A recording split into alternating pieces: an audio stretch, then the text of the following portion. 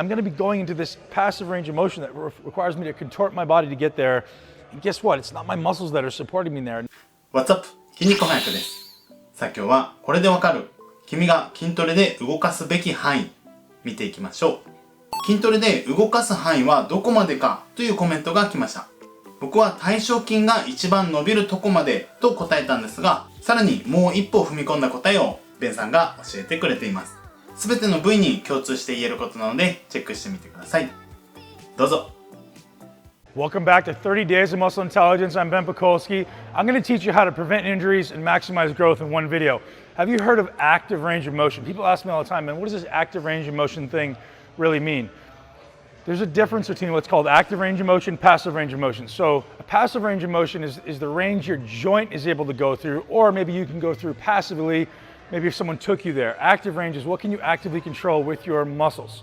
So there's often a difference between an active range and a passive range, and it's in that disparity where injuries happen. So if I'm constantly doing passive stretching, static stretching, I can definitely increase my passive range of motion, but that doesn't necessarily mean that I can actively use my muscles to get me there under control. So there's a problem with stretching, right? So if you want to increase active range of motion, it takes muscle activations. You may want to check out Greg Roscoff's muscle activation techniques. Or there's some other ways to do it with his Jumpstart program. That's not the point of this video. The point of this video is I want you to all start acknowledging your active range of motion, because if you're going outside of your active range of motion, or if you're allowing a weight to push you outside of an active range of motion, you're going somewhere that's passive. It's passively controlled, which means it's going to be supported by your passive structures, your ligaments, your tendons, your joints, and your bones. Don't go there. Only go to the places you can actively control. So if an example being, on my left side, I can get 90 degrees of external rotation. On my right side, I get 45 degrees. So if I'm attached to having to do a shoulder press vertically, I'm going to be going into this passive range of motion that requires me to contort my body to get there. And guess what? It's not my muscles that are supporting me there. Now it's going to be my joints. It's going to be my tendons, my ligaments. And then I'm going to wonder why my shoulders are sore. You have to abide by this stuff, whether it be at your hips. Like if I can't get my knee to my chest, I have no business squatting all the way to full depth until I've learned and actively increased my active range of motion. So I have tons of videos inside the MI40 Nation for you guys on how to assess active range of motion for every body part. But it's really important you know this to be able to keep tension where you want it to go. Think about it. If I'm trying to train my quads, or let's say I'm doing a squat and I go to here, this is as far as I can go without anything else happening. All of a sudden, if I start rotating back or I start rounding my lower back, all that load is going through my lower back. We don't want that to happen. We have to make sure we're staying within our active range. Another example is with a chest press. If you look at me from the side, if I had a bar in my hand, I probably can't get right to my chest.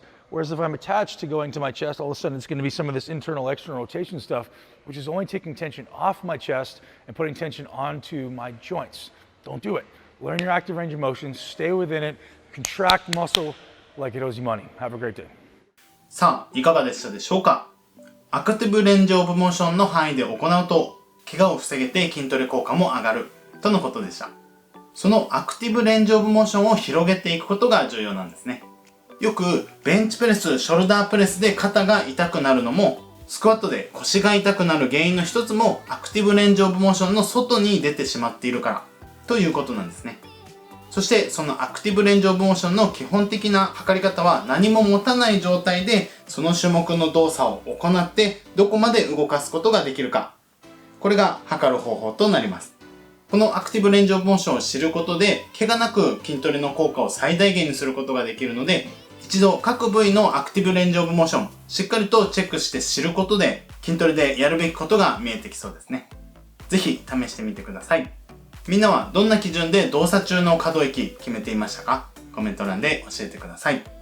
僕は関節が痛くならずに大腸筋でコントロールできる範囲で動かすと考えていました。最後まで見ていただいてありがとうございます。感想や動画のリクエスト、チャンネル登録お待ちしています。ではまた。I won't look back when you're around. I won't think twice when you're gone. Don't hesitate to call me back. 'Cause you're